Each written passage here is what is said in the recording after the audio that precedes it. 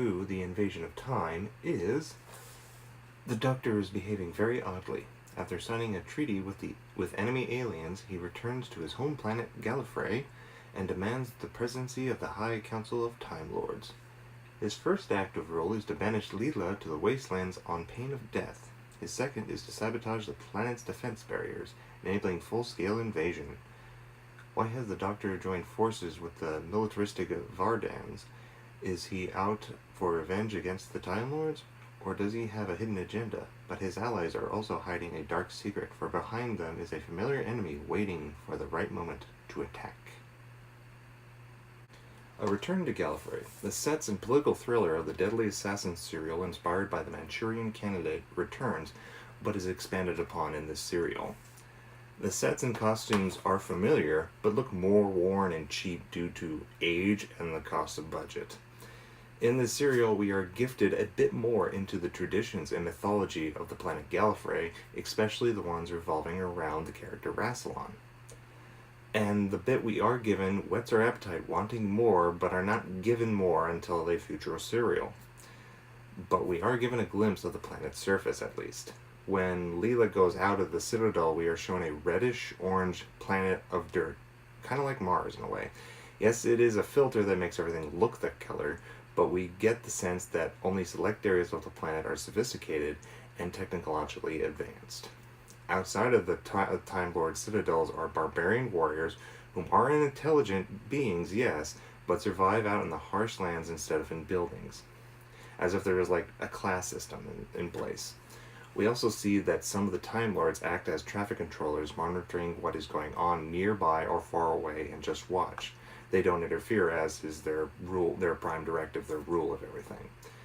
In this serial, during the climax, we also get a sense of the vastness of the TARDIS, where there is a chase scene and everyone gets lost. The infinite space was briefly shown in a previous story in Series 14, but here we see how it is decorated and designed. However, the locations used to film those scenes worked and at the same time did not work. It worked for it shows that TARDIS is really bigger on the inside and the Doctor has control on what it can look like, and that there really are other rooms in the TARDIS.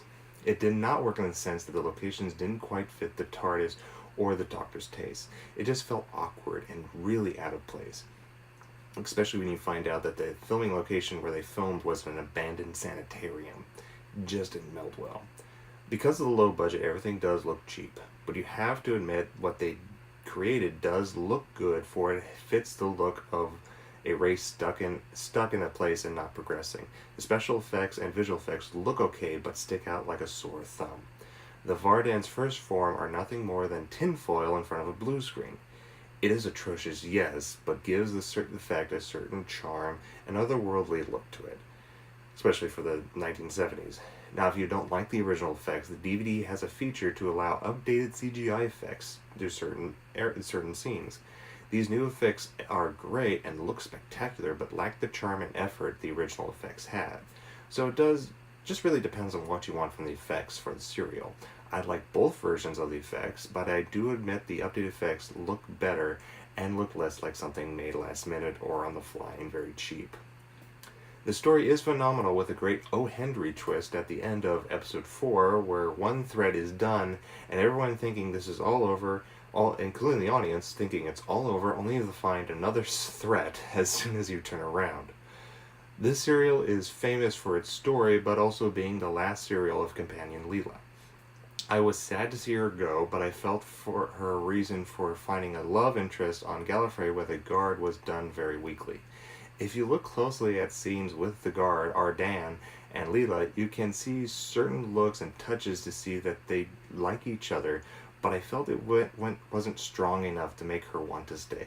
It was shocking to see K9 stay with her. I thought that character was liked by all audiences, but then we are treated with a surprise of a Mark II model the Doctor made in secret, which relieved me, for by the serial The Sunmakers, the Doctor Who team finally figured out a balance where they could use him and how to use him and the humor and interplay with the characters, and I did not want to see that go to waste. In the end, this serial is an amazing story with great acting and gives us a bit more on the Time Lords and to think on and analyze. It just didn't have a proper budget to present it in the best of light, but that doesn't prevent one from enjoying it. I give the serial 3.5 stars out of 5. Now, Leela was a great companion, for after Sarah Jane, there were some pretty big shoes to fill, and she not only fit them, but took the strong female in a further direction. Not only in strength and confidence and being a warrior, but showing the effects of being with the Doctor. Leela was already smart in skills of fighting and strategy, but she did not have the intelligence of an education in society, manners, science, and etc., etc.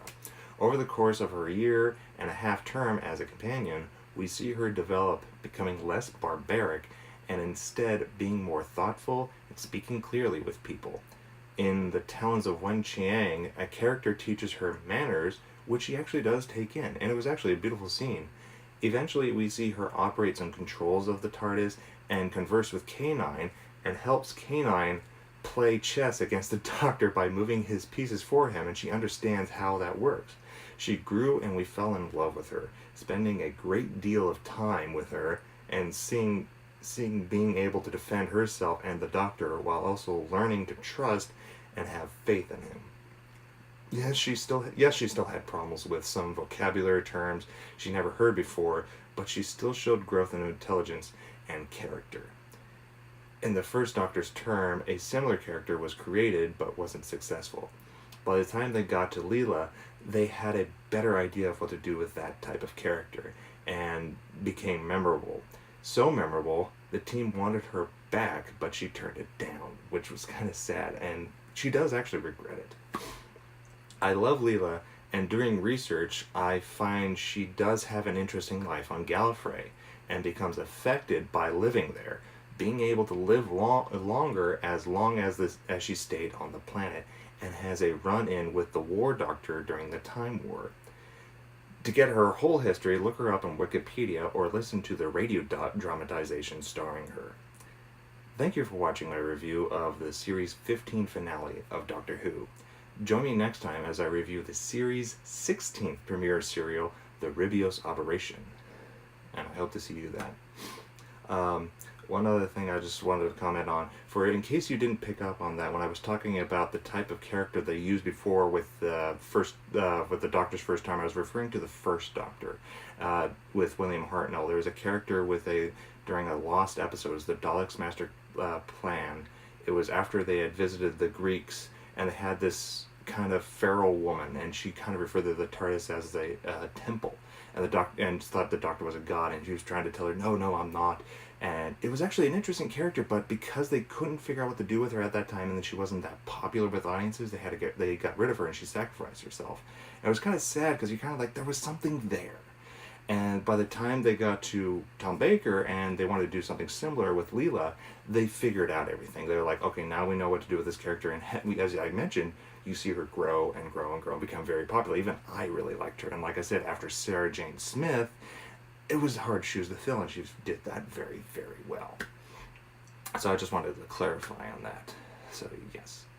So, thank you for watching, and I hope to see you next time with the Ribios Operation. Toodaloo.